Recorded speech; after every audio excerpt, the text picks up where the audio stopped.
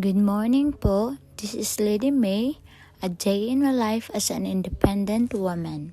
Anyway guys, ang atong buhaton karon is magtitiklop tayo ng mga sinampay natin kahapon dahil uga na. Uga na yung sinampay. Hindi yung may-ari ha, char. Sus, kung di lang tungod sa vlog, sa mini vlog, di jud ko mamilo ron. Ako lang ba guys, naaabot ng 2 araw, 3 araw yung tiklopin dito.